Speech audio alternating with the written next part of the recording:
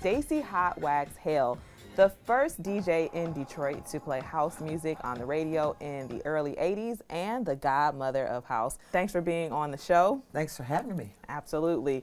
You started during a time when it wasn't quite necessarily popular for women to DJ.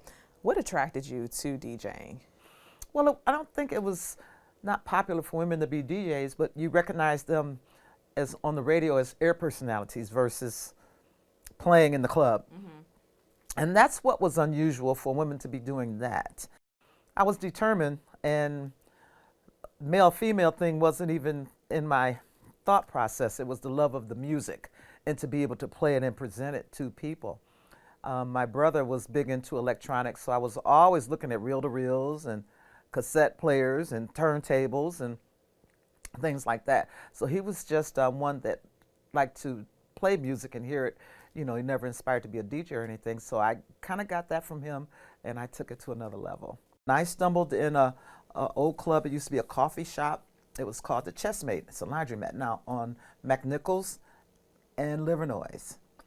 And inside of there, this organization called True Disco, which consists of Ken Collier, Dwayne Bradley, Ronaldo Smith, and Morris Mitchell. They created this thing called True Disco, and they were in there playing. I heard the records mixing, and I went, what? I found my way up to that booth and looked, and I saw 2 turntables and a mixer, and I said, that's what I need to be doing. You also performed at the Apollo Theater in Harlem. The Apollo Theater. Yes, the Apollo Theater. What brought you to the Apollo? Jessica Care Moore's Black Women Rock.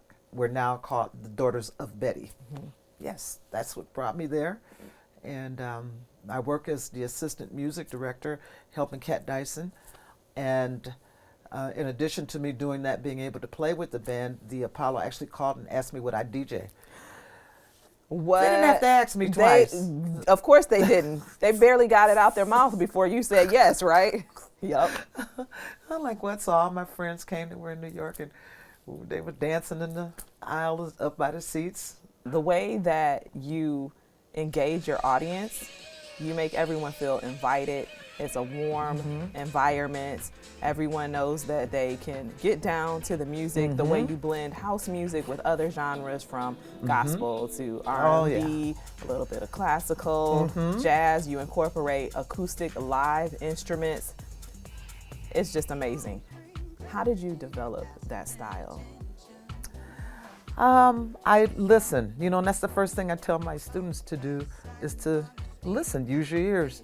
And if you just pay attention to some things around you, then allow the creativity inside of you to go on and incorporate it in something that you enjoy doing. You talked about students, Stacy, and you're definitely passionate about not just performing and sharing your gifts with the audience and the people that love your music, but passing on your knowledge, your wisdom to other young people, to students. Why is it so important to you as a DJ, as an artist, to pass on that craft? It's so important for it to come from someone like me to be able to pass it on, because I can tell you real stories. I can let you know by different things, by real feelings.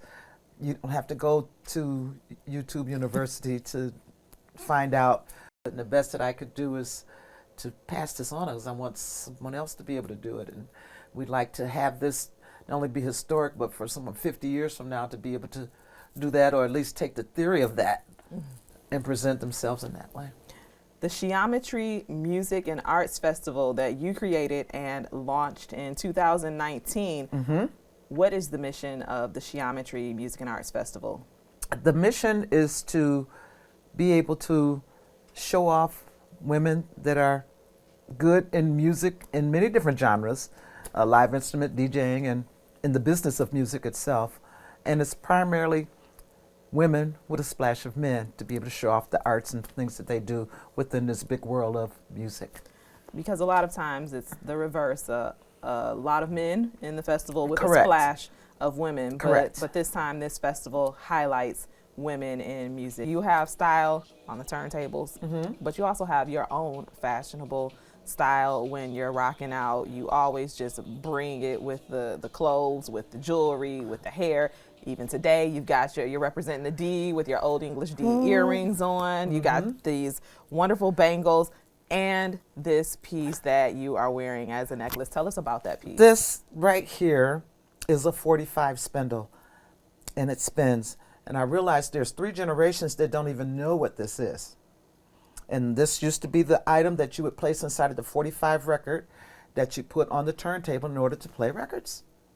And so I love to, show this, and I wear it all the time. This is actually a keychain. Stacey, what makes your music so unique? My music is so unique is because I believe in making people happy. When I play music, it's my job to make you happy. So therefore, I place myself in environments where people are going to enjoy the types of sound I deliver. I'm very spiritual. I love gospel house music. Many of the selections that I play have that type of thing in it. And I have been successful in those that say, I don't like house music, but I like yours.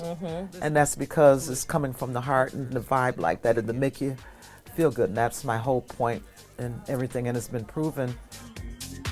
Enjoy.